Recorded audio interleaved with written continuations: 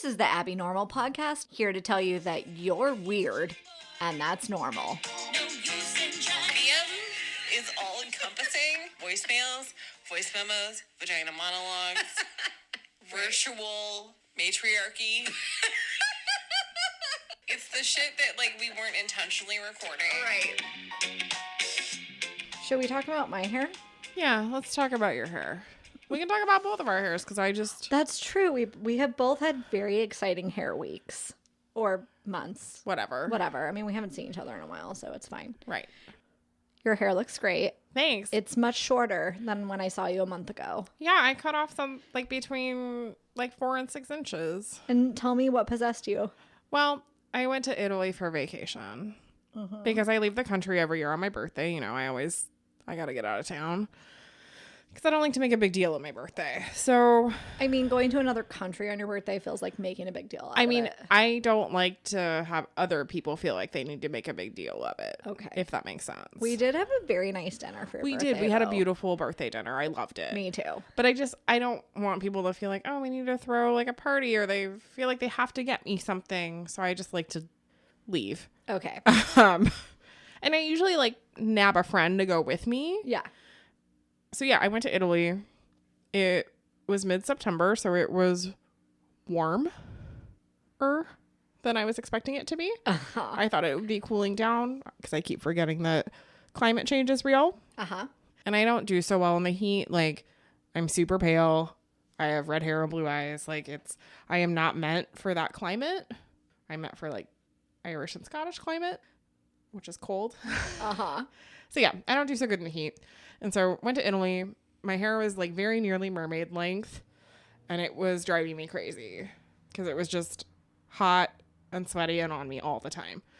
So it was fine. I made it through Italy, but was already annoyed at my hair and already got the bee in my bonnet that I need to cut it.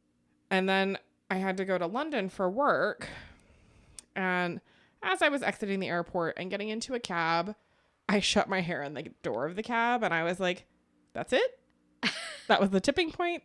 It was the straw that broke the camel's back. Uh-huh. Cab dropped me off at my hotel, and I immediately Googled the nearest hair salon, walked there, and was like, got it all off. Mm-hmm.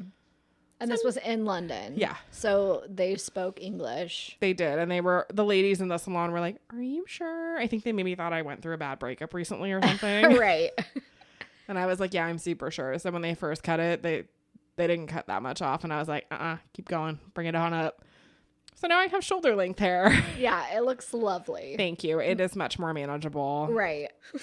But I'm still doing that thing where I'm using too much shampoo. Yes. So it slops down my head. Mm-hmm. And I'm also using too much force when I brush my hair. So I keep thwacking myself in the shoulders. Right. It's fine. I'll adjust. Just had long hair for so long. And you love your Dyson. Oh, yeah. My Dyson hairdryer. Yeah.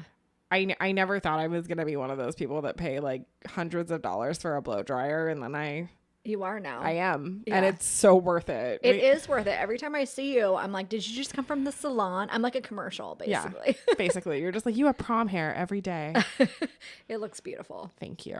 Tell me about your recent hair experience. Yeah. So, I mean, I like a hint of weird hair. Yeah, you're way more adventurous than me with hair. I'm adventurous. And so I've also shopped around for stylists because I need somebody that's willing to be adventurous with me. Yeah. But also has expertise. Right. So I have found that person. I really like her. She's willing to be on the journey with me. So I have this bold bleached blonde streak in the front, which I'm into right now. But I also have these growing out highlights in the back. So when I went in, I was touch up the front, got a root situation. And what do you think about the back? Do you think we should throw a little bit of dark on the back to cover up? Yeah. How does it look back there basically? Because I can't see it. Yeah. And she was like, yeah, we can just, go a little bit darker in the back to cover up the highlights that are growing out. And I was like, cool, sounds Makes great. sense, yeah. Well, I leave the salon, and as you can see with your own eyes, my hair is legit black. In the back. Black in the back. And shock white in the front. Fully. It's 80% black, which I cannot pull off. And then fully white in the front. Uh-huh. You look like... Go ahead. Give it to me. Okay. and you know I love you so much, and I think you're so beautiful, It's regardless fine. of what's happening on It's your okay. head. It's like a cross between Bride of Frankenstein and Morticia Addams. 100%. Like, Aaron has been calling me Cruella DeVille and making jokes about killing puppies for like the past 2 weeks. Yeah, Cruella DeVille. Cruella DeVille. With long hair, like That's Morticia Addams. 100% what it looks like. And my stylist, I think she was equally surprised because she like tried washing it out for a long time. And then when I could actually see myself, she was like, it's kind of dark, but like, you know, a couple of washes and it'll like tone down, you know. Okay, no, we're like 3 weeks in now and it is not toning down at all. It is still so dark. It's really dark. Ooh. Yeah, exactly. So are you going to go see this hairstylist again? I texted Kylie, my sister-in-law, who's also a stylist, and sent her a picture and was like, is there anything you can do with this? Because I wanted her opinion before I reached out to my stylist, you know. And she was basically like, no. She was like, you can go in and have it dyed a lighter color, but just know, like, your hair's going to be fucked up. It's intense damage to, like, dye it over again. So. Well, yeah, because I mean, I don't dye my hair, so I don't know a lot about it, but I would imagine they would have to effectively bleach all of it. Effectively bleach it, yeah, because you're trying to take it lighter. So, yeah. So I kind of feel like I'm just going to live with it.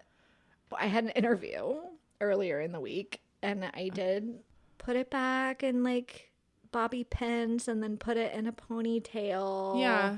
And had Aaron approve that I looked like a normal person. Okay. So I kind of feel like I'm just going to have to go that route. I mean, Do a bun or something and look extra presentable. I mean, if you're going to embrace the dark, I think what would make it better is if you lost the white in the front. That's true. I guess I could just have her throw a little bit on the front. So at least it like blends. It's toned down a little better. Yeah. And you could do like a fun color, like, I mean, if it's dark already, do like a dark red. Right. Or like a dark burgundy color. Like, right. That could look really cool blending into it. Right. I mean, that's like a disappointing solution because I like the bold blonde in front, Sure. but the combination of white and black together, not a good look. No. It's not. I'm sorry. No, it's fine. You're still beautiful, though. Thank you. Okay, which would be better for a job interview, though? If I had like a bold red in front versus this white, like which one's less insane? The red. The red. The red is less insane. Okay. It'll blend better. Yeah. If it's darker. Right. Because Then now it's just like, oh, she's kind of fun and adventurous. Now right. It Be nice. Then I just stop talking. Okay. I don't have anything to say. Let's do it tonight. Let's do it. I'm gonna fix it. You can fix it? Yeah, I'm You gonna can fix it. I'm gonna fix it for you because I love you. So we just discovered that we have totally different brains. According to the internet. The internet tells us one of our brains is broken. I'm not sure whose. No, one of us is right-brained and the other is left-brained. Yeah, is that it? Yeah. So Except it's totally backwards. it's totally backwards. I'm definitely more right brain than you. Yeah. Right? I am super left-brained. I'm super anal retentive. Yeah, and I'm the one that like says stupid shit at interviews. Yeah. Which has got to be a right brain thing to do. But this internet test that we took. Right. So the Vans shoe was teal and gray for me. And what was it for you? Pink and white. Pink and white. And then we looked at the dress. You remember, guys, the dress debate? The dress. It's old news, but we rehashed it for some reason. And it was gold and white for me. Black and blue for me. It's definitely not black and blue. It's definitely blue and black. That one's the one that is so weird because it's opposite colors. Right. You know? It's I just mean, like, how can you see teal white and when gray it's black? versus pink and white is not, that's not close either. It's not close. So we just had a little mini freak out moment because like We were for sure freaking out about that. we generally are in each other's brains and see eye to eye on a great many things. And then we are looking at this exact same picture at the exact same time and are seeing two totally different things. Absolutely. And whatever the interpretation that the internet put out is wrong. Yeah, this whole left brain, right brain thing doesn't No. feel right. So at the Evolving Faith conference that I just went to last weekend, Yeah. they actually had a whole segment on Enneagram. Do you remember this whole Enneagram thing? I remember it being mentioned, but I still don't know what it is. I still don't know what it is because I did not go to the breakout session. I was like, no, thank you. Yeah. I'm going to pass on that. I mean, like, I know my Myers-Briggs. I didn't go to the breakout, so I know nothing about it. Do you know your Myers-Briggs? Yeah, I am an ENFP. Do you know yours? Yeah, I'm an INTJ. Yeah, opposites. Opposite. Also, the vans were gray and blue. They weren't. She's full of shit. Yeah, so as far as I can tell, Enneagram is the same kind of deal. There's lots of those personality tests out there. Yeah. And they're all like beneficial to understand yourself and how you relate to people. And Didn't we do the Myers-Briggs thing last year at Christmas? Like, wasn't Mom the same thing as you? And then Holly and Dad and I were the same? yeah, I think so. Basically, Holly, Dad, and I are super judgmental. That's the difference. We're introverted and judgmental. Indeed, you are. And then me and Mom are like, whatever, it's fine. So we did, Aaron and I and my mom and dad did the Enneagram thing just online. So I Yeah. have no idea how official it is. But Mom and I are the same. We're the enthusiasts. Number What- 7. 7. What's 7. Aaron? He was the number 4, and I don't remember what it is. And my dad's the number 1, which is basically equal to. The INTJ. Yes, exactly. So I'm probably a 1 also. Probably, yeah. Yeah, but I don't know why everyone's losing their shit over the Enneagram thing. And I also don't know why in the, like, quote, spiritual community, why it's such a big deal. Like, it's a thing. Yeah, I don't know why it's a thing. But I don't know. Do you believe in astrology? do I believe in it? Do I believe there's, like, it's valid? Like, And does it have destined? merit? Does it hold water for you? Probably not. What are you? I'm a Pisces. What's your sign? I'm a Pisces, which is the water sign, and I definitely You do like the water. I fully claim to be a Pisces. Yeah. We're like caring and flexible and enjoy water. So, Yeah. I'm a Virgo. and do you feel connected to your Virgo-ness? Yeah, it's an earth sign and they're known for being extremely organized and analytical. Yeah. So yeah, I mean, it's not that I necessarily like believe in it, but it's not wrong. Right. I really like the term I came away from the Evolving Faith Conference with was agnostic. Like, I know very little, and the more that I know, the more I know I don't know. So, yeah, you believe in astrology? Great. Cool. I'm certainly not going to tell you you're wrong. Yeah. No, yeah. And I mean, it's like, I don't know, maybe it's like sort of like a placebo, but yeah, like I do fit that. Well, yeah, Description. let's say I was a Virgo. Yeah.